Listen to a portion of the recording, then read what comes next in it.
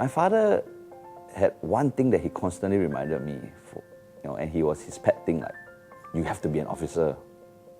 I mean, for years we were neglected, and doesn't matter what time I come home as a kid, doesn't matter what fights I get into, doesn't matter what the hell we do, he's okay with it, he's cool with it, and then suddenly he says, okay, you must be an officer, which is the complete opposite of what my childhood was like, right? He sort of educated me and says, an officer, there's leadership, there's this, there's that, it's great, you'll enjoy it. He sort of brainwashed me a little bit, and I said, okay, so I want to be an officer.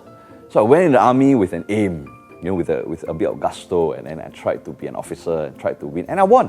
I won best recruit, I won best this, best PT, best everything. I won so many things. And I think that was the beginning of where I started to have confidence in myself. I said, hey, maybe I could do a lot more. When I started to do well in the army, and then really got selected for OCS, which is went to Officer School, for the first time I said, hey, I aim for something, I work slightly hard at it, and I get it. Shortly after that, I made it to NUS, which is an impossible thing. Based on my grades, I cannot get into NUS.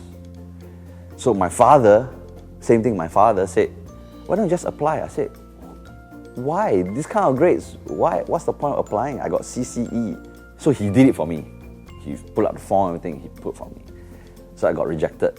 Because army, you have 3 years, so I got rejected. So I said, yeah, I told you what.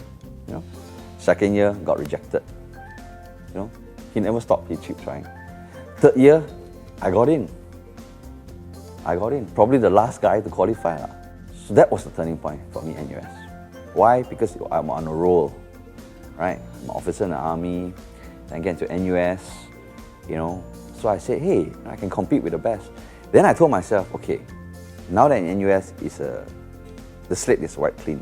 Doesn't matter whether you're from RJC, VJC, ACJC, Hwa Chong JC, the top school, Raffles JC, because we used to feel very inferior, right? Because those guys are the best. I told myself, hey, but it's even now. Your RJC, whatever, doesn't matter if you're 3As, I got CCE. Let's try to compete, because confidence was picking up. So I competed with these guys. I want to know how much, where do I stand with the RJCs and everybody. After my first year, which is the first year, I got into something called the Dean's List. So they said, hey, you're on a Dean's List. I said, what's the Dean's List? I thought it was a list that, the Dean put bad people on, I said, not again. I was on every discipline's master list, So they said, well, the Dean's List is for people who are in the top 5%. Then I go and ask the RJC, I said, hey, how about you? Are you on the Dean's List? They said, no. So I said, hey, I beat you. So that was an incredible turning point. Then I started to feel empowered. I started to feel like I could take on anybody. So I consistently was on Dean's List every year. By the second year, half semester, I went to UC Berkeley, which is a top university in the US for exchange program.